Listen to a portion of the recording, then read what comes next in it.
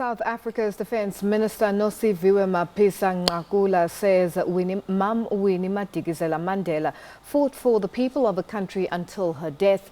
The two often had well-documented disagreements, with Mapisa-Nqakula taking over the leadership of the ANC's Women's League after Madikizela-Mandela. The Defence Minister is currently in Moscow for a security conference where the SABC's Jack Parrock sat down with her for an interview.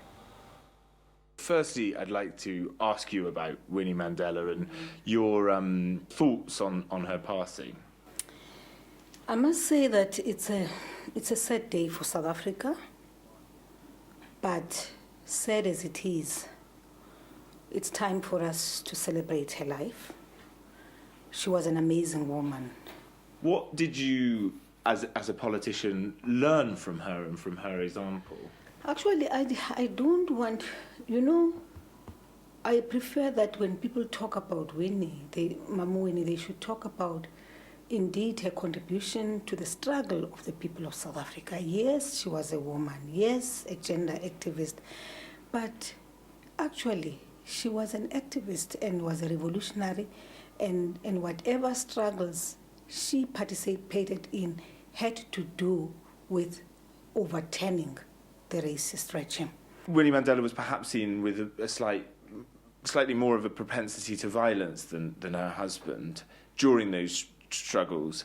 I wonder what light you can shed or your opinions on that. You know what? My view is that the racist regime was the most violent thing you could come across. And so when people look at Winnie and listen to some of the statements she made at the time, it really had to do with the situation she found herself in. The political environment at the time was such that she was forced at times into making those kinds of statements to motivate people, to inspire people, for people to rise against the regime. But not only that, it was also her own defense mechanism. Here was a woman who every now and then would be would find herself in her house surrounded by special branch who had come to arrest her. The South African president has announced that she will receive a state funeral, which is obviously an honour. I wonder what you make of this news that the South African president has offered a state funeral for her. She deserves it. I can assure you, she deserves it. Even before the president had made that kind of announcement, a number of us were already talking about it.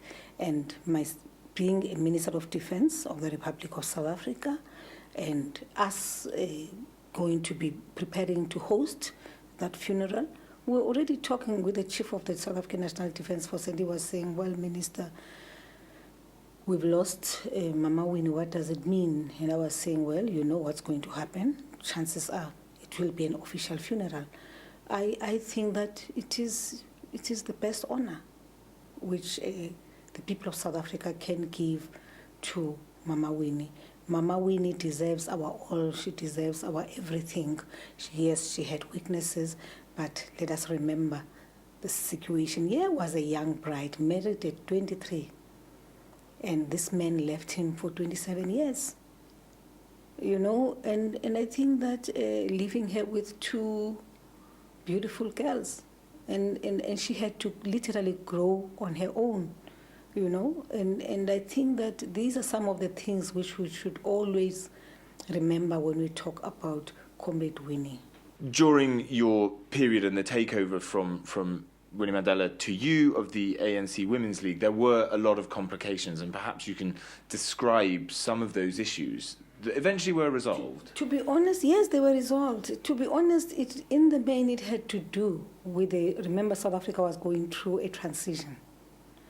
So at times, the approach to dealing with some of the issues which were coming across, we really differed at times.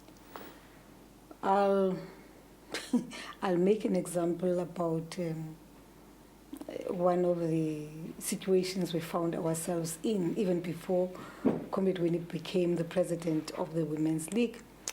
Here we were, there was violence in South Africa at the time, and that violence was unleashed by the racist regime against our people. So the National Executive Committee of the Women's League, which she was part of, decided to confront former President de Klerk.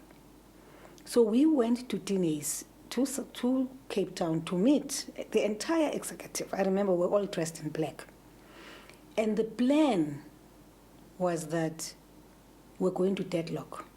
And once we deadlock, we're going to stage a sit-in and remain at Dines, which is a cabinet room used by government. We all agreed, and no one had a different view, a contrary view to what we had agreed on. So we went to Dines, and we started engaging. And of course, there was disagreement, and the moment came, and we gave an indication to each one of us that, remember, the plan is to sit, to remain here. There's going to be a sitting. And Mom Winnie just stood up and walked out. So the moment she stood up and walked out, obviously we didn't want the people we were talking to believe that we are divided. So the moment she stood up, we were all forced to stand up and walk out. And our plan fell flat. But you had a few people who knew about the plan, that the women are planning to stage a sit-in at Dines in Cape Town. Now, those are sometimes some of the things which would cause these differences. So that was an embarrassing moment. It was an embarrassing moment. It was an embarrassing moment, but I think also it taught us a lesson or two. It taught us a lesson or two that when you adopt a tactic to deal with a particular issue, you all have to agree on it, and you have to make sure that everybody is convinced so that you don't find yourself isolated. What lasting impression do you think Winnie Mandela might have on South Africa going forward now? The two senior figures of the Mandela family are now gone. What is their legacy, or what is her legacy? Bravery, courage, the ability to stand up and speak up. Where there's injustice, you speak up. Whether the government which is there in power is now the government of the party you belong to. And I think that for me is the most important lesson which people of South Africa should take from Winnie's book. She spoke out, never shied away from challenging us. And I must say that she challenged us as individuals who are serving in government, and equally challenged us as a leadership which is in charge of which is at the helm of the African National Congress. And I think that is one thing which people can learn, that you don't have to be populist. You don't have to be populist. You just have to, if you disagree with the manner in which the organization is doing things, you must have the courage to stand up and say, but I disagree with how you're doing things. And I think that's what people of South Africa should never forget about Comrade Winnie, that she spoke against injustice to the end. She spoke about, she represented the masses of the people of South Africa to her death.